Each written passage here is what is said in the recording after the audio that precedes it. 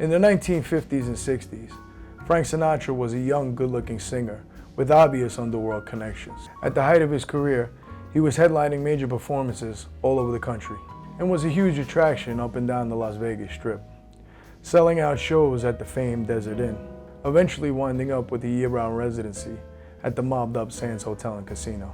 However, one night in 1967, despite being one of the most famous singers on the planet, Sinatra found himself in an altercation that left him with a bloody nose and 2 missing teeth. So who knocked Sinatra's teeth out? Let's find out. I'm your host, Tony Handsome, and this is Corruption Connection.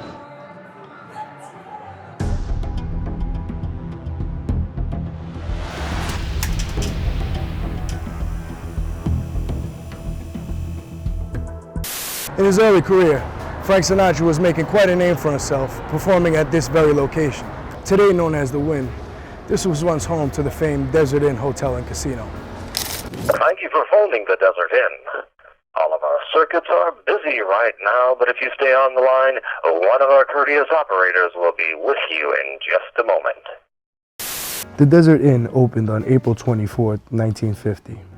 With 300 rooms, a 2,400 square foot casino, it had the distinction of being the largest gaming resort in the state of Nevada at the time. One of the resort's main attractions was the famed Sky Room restaurant, holding the title of having the highest vantage point in the city. The Sky Room also offered some of the city's best French cuisine, cooked by world-renowned chefs flown in directly from Paris. It was quite obvious that an operation of this magnitude in 1950s Las Vegas was firmly under the control of organized crime. Aside from breathtaking views and top-notch dining, the Desert Inn needed a star entertainer attached to its name in order to rack in all the tourist dollars that flocked into the city daily. They, like Michael Corleone in One, thought that entertainment would be a big factor in drawing gamblers to the casino, and they were right. Guests flocked to the Desert Inn to see the young Sinatra perform. His mere presence in the city would attract people from all over the world.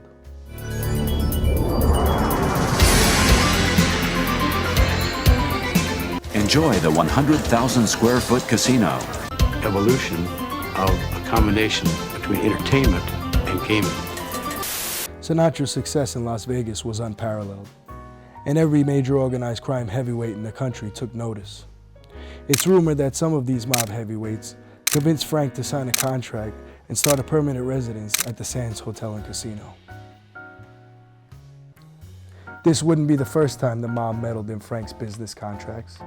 Legend has it that Sinatra relied on his underworld connections on more than one occasion in order to expedite or terminate contracts he had entered throughout his career.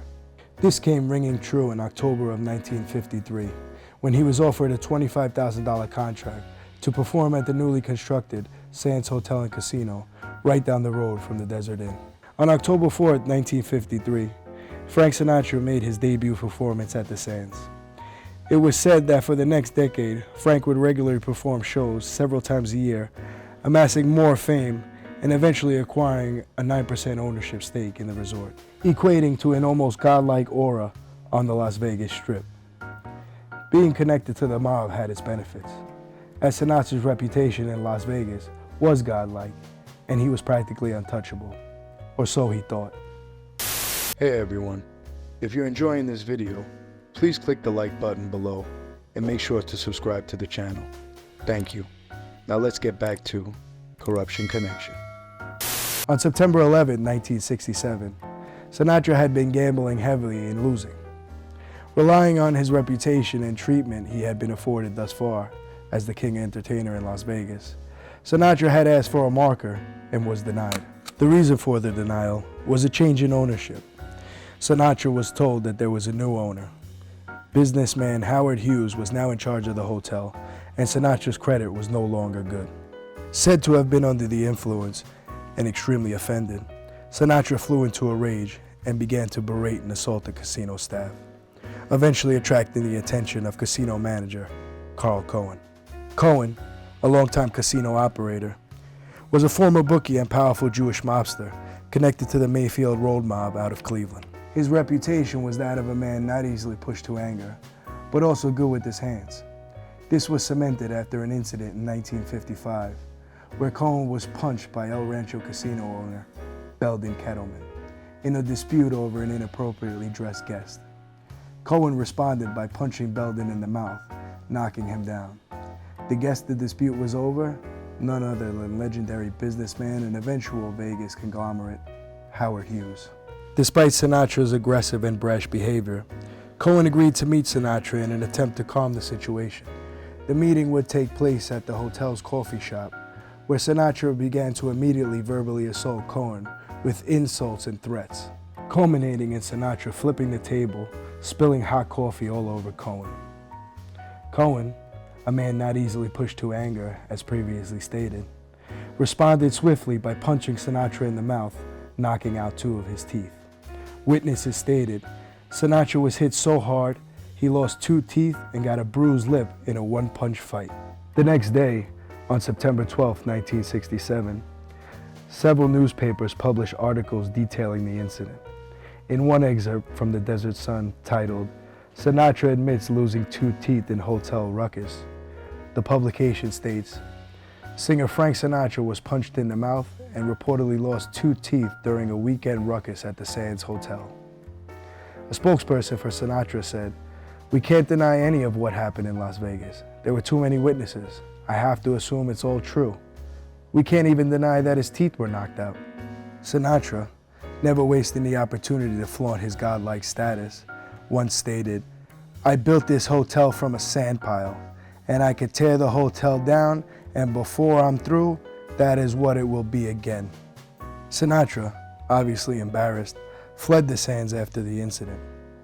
It was said that after the dust-up at the Sands, Sinatra requested the assistance of his mob contacts in order to exact his revenge on Cohen. Sinatra wanted him dead. According to the book My Way by Paul Anka, the singer and personal friend to Frank Sinatra had this to say when referring to the Sands incident. "Not even the king of Vegas can go around threatening a high-ranking mobster.